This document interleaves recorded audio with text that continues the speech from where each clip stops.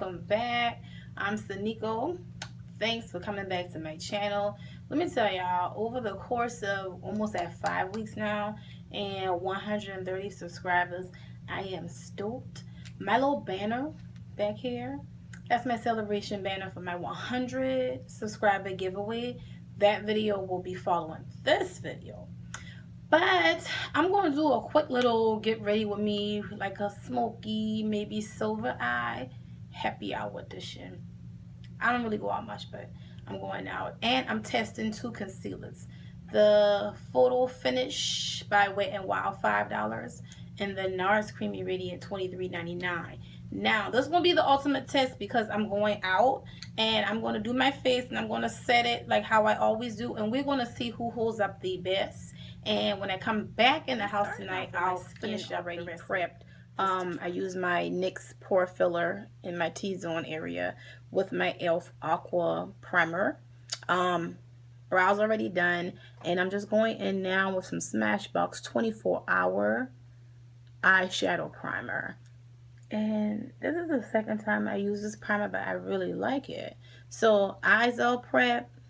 Now I just gotta decide what eyeshadow I'm doing. Like I said, I think I'm doing smoky. Nice transition shade. I'm gonna go in with the L'Oreal Infallible Pro in Cocoa, and we're gonna just take this light windshield wiper motions to give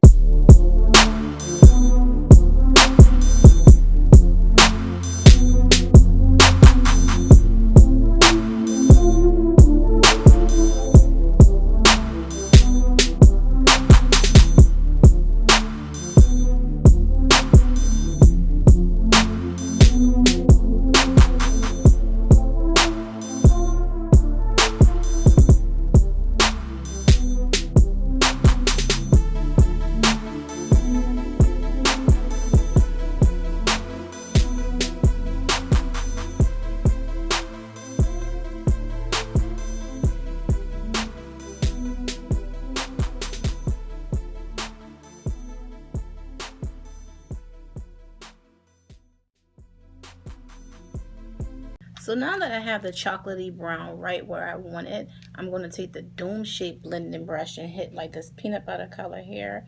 Just lightly swirl it and then go in and blend out and buff along the edges. See, the good thing with Morphe shadows are they're very smooth, they're not chalky, and you do not have a lot of fallout. Well, at least I haven't experienced a lot of fallout. Unlike my Lorac Pro, that got a lot of neutrals, it's so chunky and it falls out. I have some BH Cosmetics that got huge fallout as well. I mean, fallout isn't the worst thing that can happen in makeup. And this always happens to makeup artists. You realize something you can do, or people who just love makeup. This color here, the coppery color, we're going to take that same dome brush and just go along the edges. Just to deepen the outer V. Give a little depth of color. Okay, so what I'm now doing is I'm going to go with Revolt from the Urban Decay Electric Palette. And let me tell you, oh, I also wet my brush with a little bit of L'Oreal Infallible Spray. And we're going to place this along the lid. I am that person that I don't switch from palette to palette. It's just because when I buy something, I want to get maximum use out of it. So it is spring going on summer, and we're going to get a lot of looks out of this palette. You know, Urban Decay. Okay, my right, your left, the Wet n Wild Photo Finish. I put it under the eye and let it sit, then pat out. I did notice it was kind of squeaky, so I had to apply 2 coats. What I also do is I do not extend my concealer all the way back. I have a rounder face. When you do that, it just makes your face look bigger. Now, I will say the Nars did go on much creamier. One swipe and the product payoff glided right on, unlike the Wet n Wild. But it's about the coverage and how it goes up. And set. This is by Dermablend. I'm going to set both sides. And as you can see, I did not do foundation because I'm going out. I didn't want too much product on the face. You know, them clubs can get hot and sweaty, so ain't nothing worse than sweating everything off. So this is actually going to be a nice low beat, but I still like to conceal, and I still definitely got to get my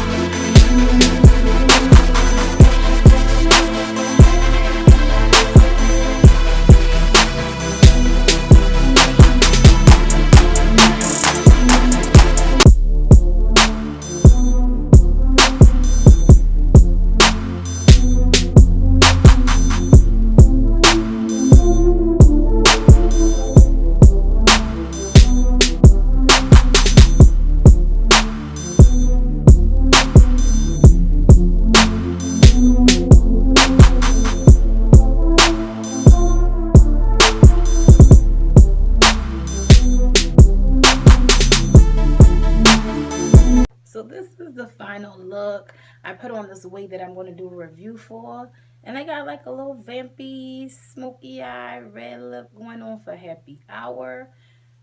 Thank y'all for rocking with me. Remember to like, comment, subscribe, notify. And I will see y'all all on Wednesday for Wig Wednesday. Deuces. Oh, and the new subscribers, welcome to the Frugal Fam. See y'all next time.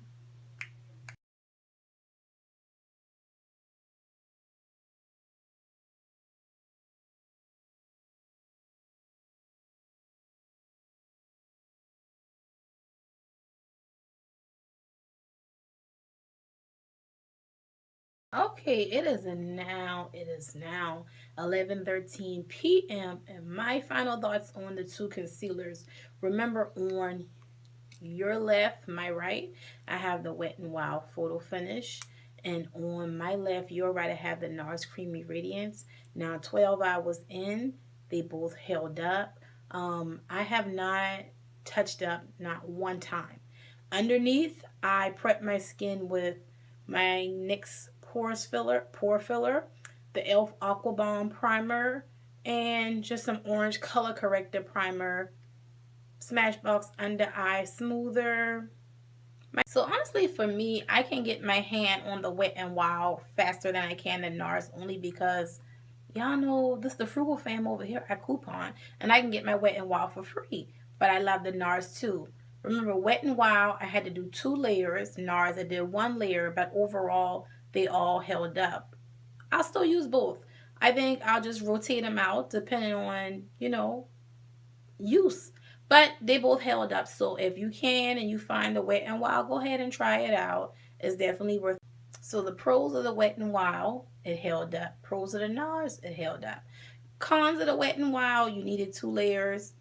Nars, 1 layer. And I went in and set with Dermablend Warm Saffron. But let me come closer. As you can see, I didn't touch up not one time under the eyes. And as far as oil concerned, it's holding. So I'll see y'all on the next review. We still battling these concealers. The battle of the concealers, what's coming next? I don't know. But I'll see y'all on the next one.